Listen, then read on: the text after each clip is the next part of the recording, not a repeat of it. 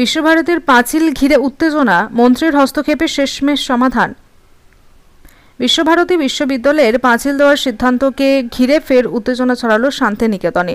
রবিবার সকালে সুরশ্রীপল্লীর বাসিন্দারা হঠাৎই বিক্ষোভে ফেটে পড়েন। অভিযোগ, সুরশ্রীপল্লী থেকে শান্তিনিকেতন আসার মূল রাস্তায় বিশ্বভারতী কর্তৃপক্ষ দুটি বড় গেট বসানোর কাজ শুরু করেছেন, যা এলাকায় যাতায়াত সম্পূর্ণভাবে বাধাগ্রস্ত করতে পারে।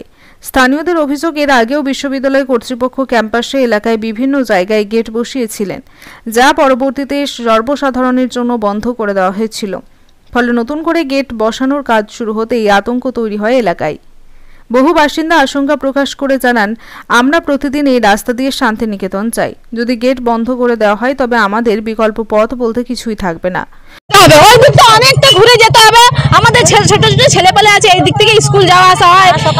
সকালে মর্নিং স্কুল যেতে হচ্ছে, আবার সামনে হসপিটাল এদিকে আমাদের কাছে হয়। প্রচুর আমাদের অসুবিধা হয়ে যাবে, কাজে যাচ্ছে সবাই। এবার ওই দিক থেকে তো আসা তো সম্ভব নয় না, রাত 10টা 9টা বেজে যায়। আসবে কি করে মানুষের? ওদিকে চুরি ছিনতাই সব হয়। ওইদিকে বলা হয়েছে, ওরা কাগজ কলম করে নিয়েছে, বলছে আগে থেকে একটাই গেট থাকবে, ওইদিকে এদিকটা ঘিরে দিচ্ছে। পরিস্থিতি দ্রুতই উত্তপ্ত হয়ে ওঠে। খবর পেয়ে ঘটনাস্থলে পৌঁছে যান রাজ্যের কারামন্ত্রী চন্দ্রনাথ সিংহ। তার সঙ্গে উপস্থিত ছিলেন স্থানীয় পঞ্চায়েত প্রতিনিধি সহ বিশিষ্টজনেরা। পরে সেখানে আসেন বিশ্বভারতীর কর্মসচিব বিকাশ মুখোপাধ্যায়ও। দীর্ঘ আলোচনার পর মন্ত্রীর মধ্যস্থতায় সমস্যার সমাধান হয়। বিশ্বভারতী কর্তৃপক্ষ জানায়, এই রাস্তা সর্বসাধারণের জন্য খোলা থাকবে এবং স্থানীয়দের যাতায়াতের পথে কোনো বাধা সৃষ্টি হবে না। আপাতত গেট বসানোর কাজ চালু থাকলেও তা কেবলমাত্র নিয়ন্ত্রণের উদ্দেশ্যে বন্ধ করার নয়, এমনটাই আশ্বাস দেওয়া হয়েছে। আপনি দেখতে পাচ্ছেন, বিশ্বভারতী আমাদের যে দাবি ছিল যে এখানে তারা একটা গেট দেবো বলেছিল, সেই গেটটা তারা আজকে মানুষের জন্য, জনসাধারণের জন্য খুলে দিচ্ছে।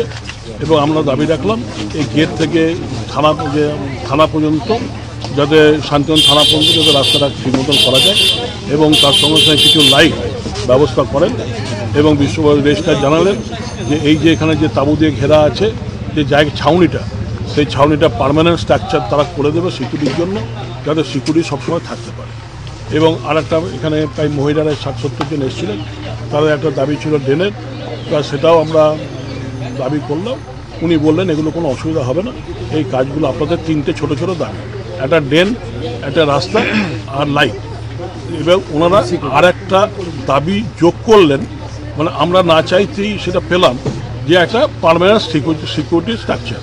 সেটা আমরা হয়তো 1 মাস পর দাবি করতাম, কিন্তু ওনারা বুঝতে পেরেছেন যে এই দাবিটা ভবিষ্যতে আসবে, তাই আগে থেকেই। এদিনের ঘটনার পর আপাতত শান্তি ফিরেছে এলাকায়। তবে স্থানীয়দের একাংশ জানিয়েছেন, আমরা চাই প্রশাসনের দেওয়া আশ্বাস বাস্তবে কার্যকর হোক। ভবিষ্যতে যদি আবার গেট বন্ধ করে দেওয়া হয়, আমরা বৃহত্তর আন্দোলনে নামব। বিশ্বভারতীর পাঁচিল ঘিরে যে অশান্তি তৈরি হয়েছিল তা মন্ত্রীর হস্তক্ষেপে আপাতত স্থিরতা পেলেও এলাকাবাসী এখনও সতর্ক দৃষ্টিতে নজর রাখছেন কর্তৃপক্ষের পরবর্তী পদক্ষেপের দিকে। আমিন নাশিদের report, Janakantha TV news, Santiniketan. আপনার জেলার সর্বপ্রথম খবর পেতে জনকণ্ঠ টিভি নিউজের ফেসবুক পেজটির ফলো বাটনে ক্লিক করুন এবং ইউটিউব চ্যানেলটি সাবস্ক্রাইব করুন।